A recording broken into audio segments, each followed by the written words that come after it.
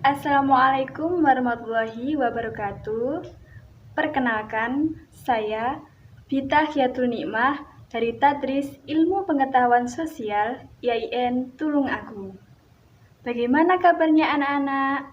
Semoga dalam keadaan sehat walafiat ya.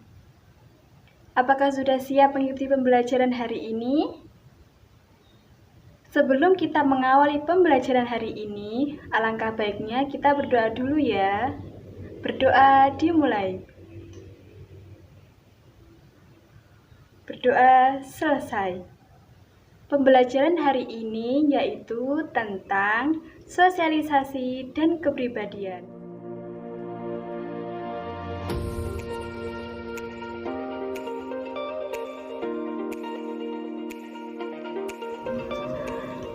A.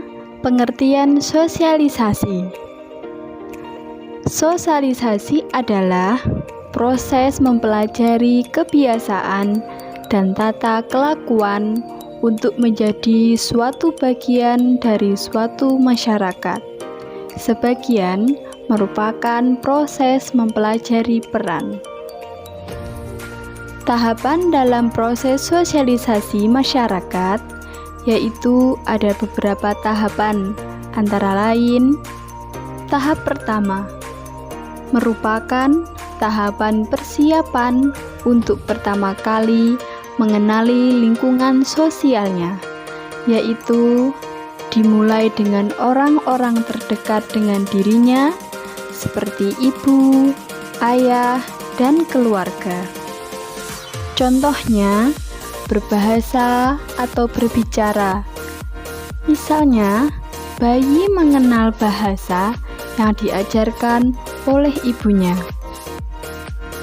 Tahap kedua, pada tahap ini, anak mulai dari meniru dengan lebih baik atau sempurna. Contohnya, anak perempuan sering meniru pola tingkah laku ibunya seperti memasak, belanja, atau berdandan. Tahap persiapan bertindak. Pada tahap ini, anak mulai bersikap mandiri dan memiliki ego berdasarkan kesadaran sendiri. Contohnya, seorang anak di sekolah berusaha mentaati tata tertib di sekolah. Tahap penerimaan norma kolektif. Pada tahap ini, seseorang sudah dapat menempatkan daripada masyarakat yang lebih luas lagi, berinteraksi secara luas, begitupun dengan rasa tenggang rasanya. Contohnya, pada tahap ini, seseorang sadar akan hak dan kewajiban sebagai warga negara dan bangsa Indonesia. B. Media sosial. Proses sosialisasi ini berlangsung melalui kematangan dan belajar, serta melalui media-media tertentu, yaitu yang pertama, keluarga.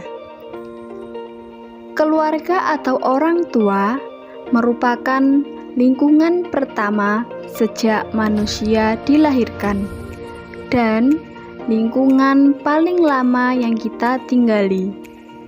Pola interaksi keluarga berperan besar sebagai media sosialisasi bagi anggota keluarganya. Yang kedua, teman. Teman merupakan lingkungan sosial kedua yang akan ditemui oleh seseorang individu setelah keluarga. Teman merupakan kelompok sosial jumlah kecil, memiliki kesamaan usia, kesamaan kegiatan, yaitu bermain. Yang ketiga, sekolahan.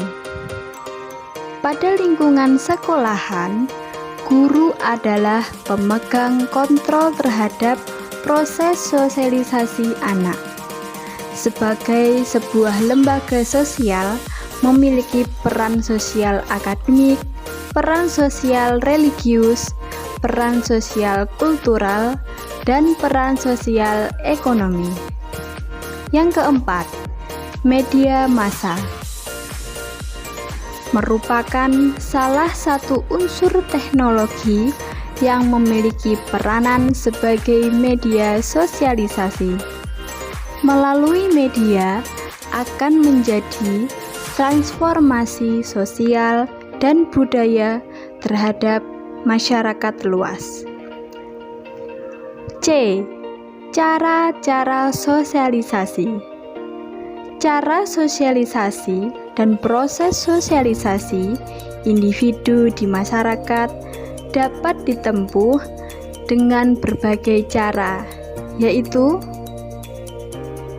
A.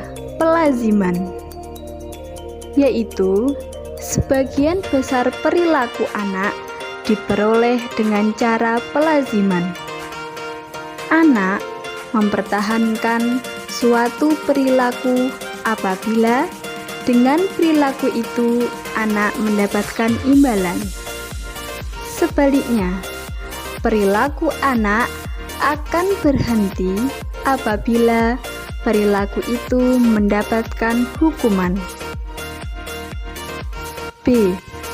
Imitasi, yaitu pada proses imitasi ini terjadi proses anak akan melihat model yang akan ditiru perbuatannya.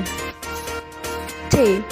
Identifikasi, yaitu proses peniruan secara mendalam. Anak tidak hanya meniru aspek luarnya saja, tetapi ia ingin menjadikan dirinya identik sama. Contohnya dengan tokoh idolanya. D. Interrelasi, yaitu pada interrelasi anak mengikuti aturan bukan karena dihukum atau akan mendapatkan hadiah, bukan pula karena meniru tokoh idolanya. D. Pengaruh kebudayaan terhadap pembentukan kepribadian. Pengertian kepribadian: seluruh perilaku dari seseorang individu dengan sistem kecenderungan tertentu yang berinteraksi dengan serangkaian sistem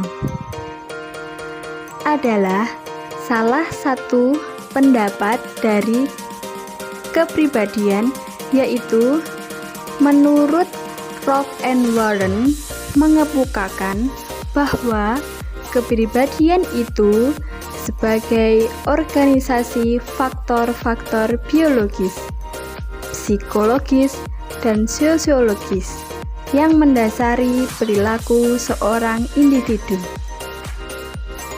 Faktor-faktor perkembangan kepribadian mencakup A. Warisan biologis. Warisan biologis itu setiap seseorang memiliki sifat yang unik, yang berarti bahwa tidak seorang pun yang mempunyai karakter fisik yang sama. B. Lingkungan fisik. Pada lingkungan fisik, berbagai penelitian membuktikan bahwa hubungan antara perilaku manusia dengan iklim dan geografi itu sangat erat terhadap perilaku seseorang. C. Pengalaman kelompok. Sepanjang kehidupan seseorang itu bergabung dalam kelompok-kelompok tertentu yang dijadikannya sebagai model untuk gagasan atau norma-norma pada perilaku seseorang. D. Pengalaman yang unik. Pengalaman setiap orang memiliki keunikan yang berbeda-beda. Bahkan, pengalaman setiap seseorang pun juga memiliki perbedaan satu sama lainnya.